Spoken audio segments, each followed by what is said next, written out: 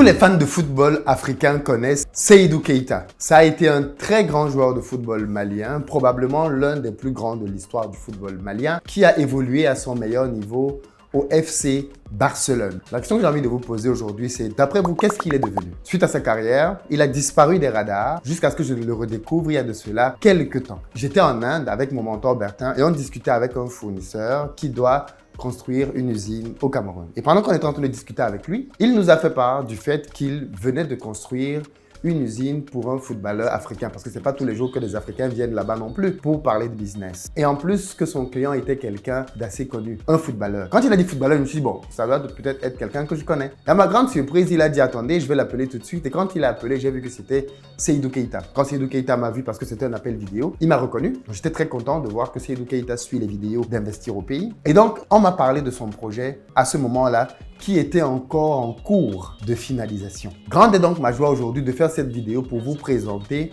le projet industriel de Seydou Keita qu'il a réalisé au Mali. Il n'est donc plus footballeur, il est désormais industriel. Et la très bonne nouvelle, c'est qu'il était déjà là l'année dernière à Back to Africa pour quelques minutes sur l'estrade. Mais cette année, il revient pour parler d'industrie, de business, de gros argent et pour vous donner envie, vous aussi, de rentrer investir. Et plus globalement, on parlera de business au Mali et dans les pays de l'AES parce qu'ils en ont grandement besoin. C'est parti!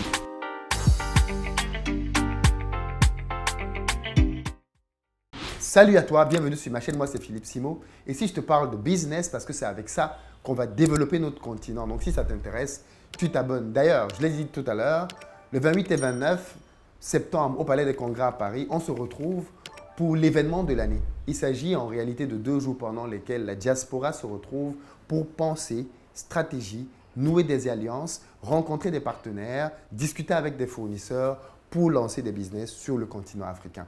C'est donc un événement auquel tu dois absolument assister. Cette année, nous allons avoir Seydou Keita, ancien footballeur devenu industriel, qui montre la voie aux autres footballeurs qui ne savent pas forcément quoi faire de leur argent. Il n'y a pas que de l'immobilier dans lequel on peut mettre de l'argent. Il y a l'industrie, c'est même plus rentable.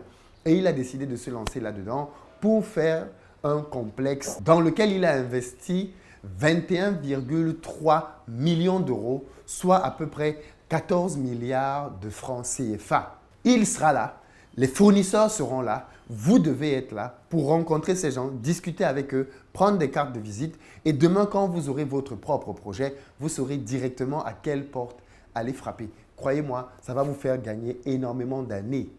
Peu importe la taille de votre projet, fût-ce une petite machine, en achetant directement en Asie, vous faites une économie de plus de 50% par rapport à si vous essayez de trouver l'équivalent en local.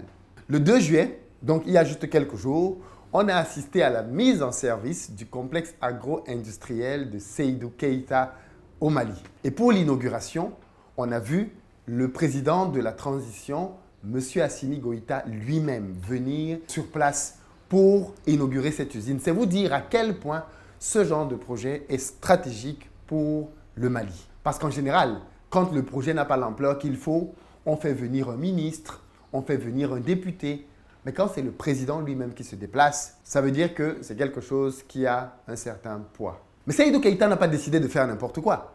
Il a décidé de construire 6 unités de production dont on va parler tout de suite. D'ailleurs, je vais vous mettre à la fin de cette vidéo le clip qu'il m'a envoyé, que je vais vous montrer, dans lequel vous allez voir le détail de son complexe. C'est juste magnifique. Il a fait un bel investissement et je suis très content que ce projet-là voit le jour. Dans la vidéo, vous allez voir les tonnages. Les 6 secteurs qu'il a choisis sont très stratégiques. Tout d'abord, on est en Afrique de l'Ouest, unité de production de karité, la base. Ensuite, une deuxième unité qui est une huilerie qui va pouvoir faire 3 huiles. Huile de soja, huile d'arachide, huile de coton.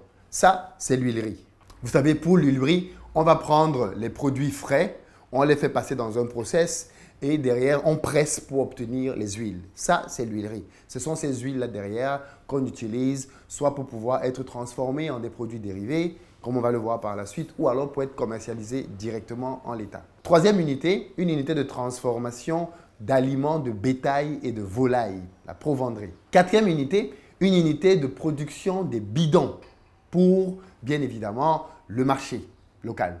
Cinquième, une savonnerie qui va donc s'appuyer sur les huiles dont on a parlé tout à l'heure, parce que pour pouvoir faire du savon, on utilise des dérivés de l'huile. Et enfin, une raffinerie d'huile. Vous savez qu'il y a l'huilerie qui permet d'extraire l'huile et la raffinerie qui permet de pouvoir transformer cette huile-là en une huile raffinée qui va permettre d'avoir des huiles de table notamment. Voilà les 6 unités stratégiques avec lesquelles Seydou Keïta veut impulser le progrès, le développement au Mali. Et pour ça, bien évidemment, les autorités maliennes ont décidé de l'accompagner. Il dispose à ce titre-là des facilités d'accompagnement. Je lui ai posé la question, bien évidemment. Est-ce qu'il y a des facilités derrière pour pouvoir fiscalement te permettre de démarrer ton projet? Il m'a dit oui, c'est bon, ils ont fait ce qu'il faut. Mais pour aller plus loin, Seydou Keïta a pensé à un projet écologique. Son projet est bâti sur 7 hectares. Mais comme vous allez le voir dans la vidéo tout à l'heure, il est entièrement électrifié au solaire. Il a créé une centrale solaire de 2 mégawatts. Imaginez le gain qu'il fait en alimentant son usine en énergie solaire uniquement. Imaginez le gain qu'il fait en termes de facture d'énergie mensuelle. C'est énormissime. L'autre raison qui a motivé Seydou à faire ce projet, ce sont les emplois. Et comme il le dit lui-même, ce projet-là a permis de créer 400 emplois directs et plus de 10 000 emplois indirects. Bravo, bravo, bravo Seydou Keïta. J'ai hâte de te retrouver à Back to Africa cette année. J'espère que l'emploi du temps nous permettra de nous retrouver au Mali dans pas très longtemps pour que je vienne moi-même sur place voir et montrer à la diaspora et au monde entier ce qui est en train de se faire au Mali pour donner davantage d'impulsion et d'envie aux gens d'aller se lancer. Vous savez, beaucoup de personnes soutiennent les pays de l'AES, beaucoup de personnes sur les réseaux sociaux notamment sont pour ce qui se passe dans l'AES aujourd'hui et considèrent que l'AES est sur le chemin de l'émancipation. Mais je vais vous dire une vérité les amis, sans projet économique du type de ce que Seydou Keïta est en train de faire, il n'y aura pas d'émergence. Il faut qu'on se dise la vérité. C'est l'économique qui développe un pays. Il faut des politiques favorables, mais qui vont s'appuyer sur l'économique. Voilà pourquoi vous allez voir que ce soit Traoré au Burkina, ou même les nouvelles autorités à Niamey, tout comme maintenant on le voit au Mali, tous essayent d'attirer des investisseurs parce que c'est grâce aux investisseurs qu'on va développer nos pays. Donc les amis, le soutien pour les pays de l'AES doit aussi passer par le fait de choisir ces pays-là comme destination pour aller lancer des projets. On ne peut pas simplement les soutenir sur les réseaux sociaux avec des commentaires et des likes. Il faut penser à ces destinations-là comme étant des destinations vers lesquelles aller lancer des projets. Parce que ce sont des projets comme celui de Seydou Keïta qui vont réellement faire un changement au Mali. Ce sont des projets de cette nature-là qui vont faire un changement au Niger ou alors même, bien évidemment, au Burkina. Les amis, c'est là que ça se joue. Si vous faites partie de ces pays-là ou alors que vous voulez soutenir ces pays-là, c'est bien de le faire sur les réseaux, mais c'est encore mieux de le faire en allant lancer des projets.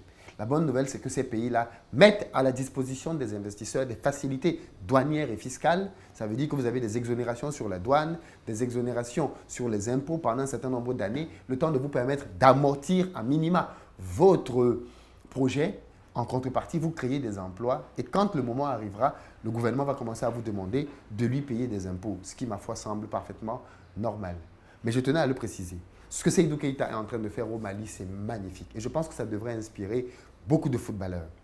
C'est bien de mettre de l'argent dans l'immobilier, mais des projets industriels comme celui que Seydou Keïta est en train de faire ont un véritable impact social et avec une rentabilité très élevée. Parce que l'industrie, c'est bien évidemment là où l'argent se joue. C'est là où l'argent se joue. Donc les amis, soutenons ce genre d'initiative. Allons-y les voir. Je vous invite maintenant à regarder les images du projet. Et je pense que ça va vous bluffer comme ça m'a bluffé moi. Rendez-vous à Back to Africa pour rencontrer, discuter avec Seydou Keïta.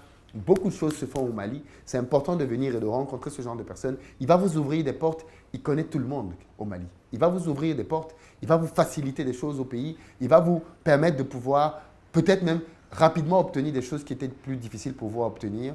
Et si vous voulez le rencontrer, c'est à Back to Africa. Les amis, vous avez dans la barre de description le lien pour pouvoir réserver vos places. Si vous voulez échanger directement avec eux, prenez des offres à partir de l'offre pro parce que celles-ci vous donneront accès directement à chacun d'entre eux pour des échanges de cartes de visite et tout le reste.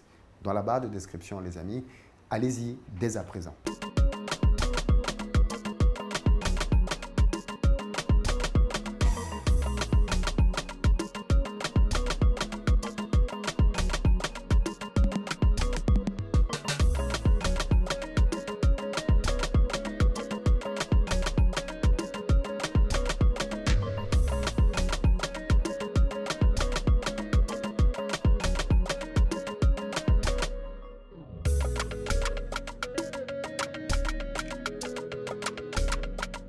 Nazareth on the beat. Nazareth on the beat.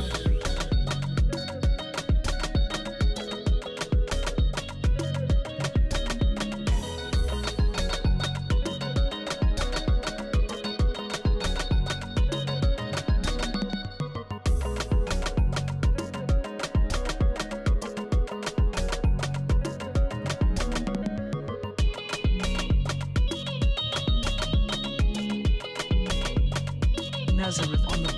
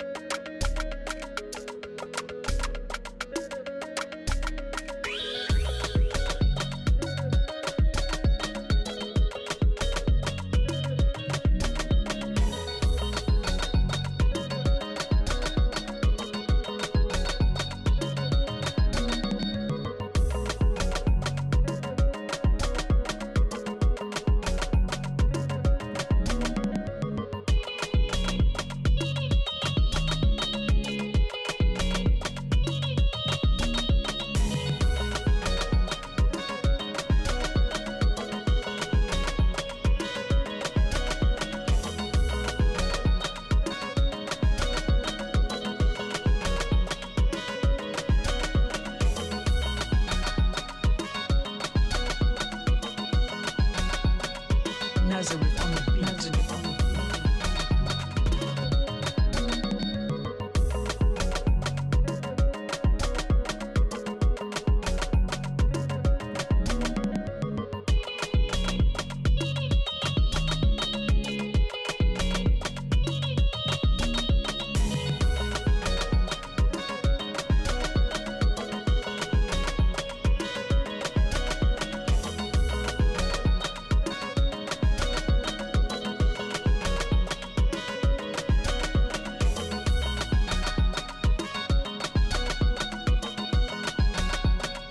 Nazareth on the beat.